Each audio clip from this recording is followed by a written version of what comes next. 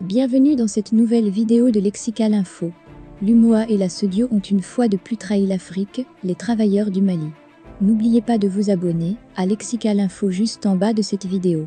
Alors que la SEDIO a imposé de nouvelles sanctions au Mali allant jusqu'à l'isolation du pays sur le plan géographique et économique, les travailleurs maliens ont exprimé leur condamnation de cette décision de l'organisation et apportent leur plein soutien aux autorités de la transition. La SEDIO s'est réunie en sommet extraordinaire dimanche et a pondu une flopée de sanctions contre le Mali et ses autorités pour les pousser à partir du pouvoir. Des sanctions allant de la fermeture des frontières au gel des avoirs du pays dans l'espace SEDIO. Ces sanctions ont été condamnées par le Mali qui a également rappelé ses ambassadeurs dans les pays concernés pour exprimer son mécontentement. Une position que les travailleurs soutiennent.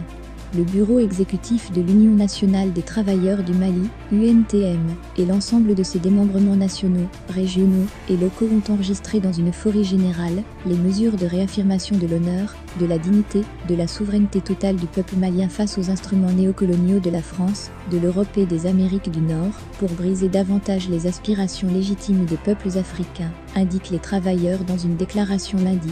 Selon eux, par cette nouvelle action, l'UMOA et la SEDIO ont une fois de plus trahi l'Afrique après leur revirement sur la création d'une monnaie sous-régionale, dans le rejet du franc CFA.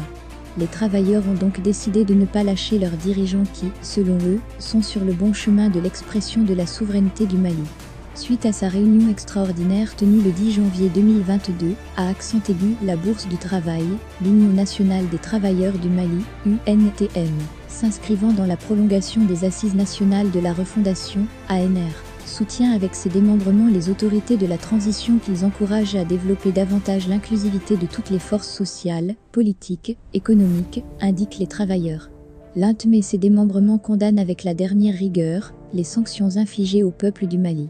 Les jeunes, les femmes en vue non seulement de la mise en œuvre des recommandations des Assises nationales de la refondation, ANR, mais aussi et surtout de rectifier notre option de l'intégration régionale et sous-régionale, par l'élimination des équivoques de tout genre qui structurent l'UMOA, la SEDIO, UA, ont-ils ajouté.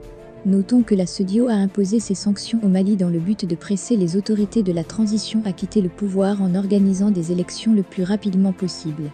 Une position que partagent ces derniers mais assurent qu'il faut rétablir la sécurité avant toute élection dans le pays, et donc que la transition durerait plus longtemps que prévu.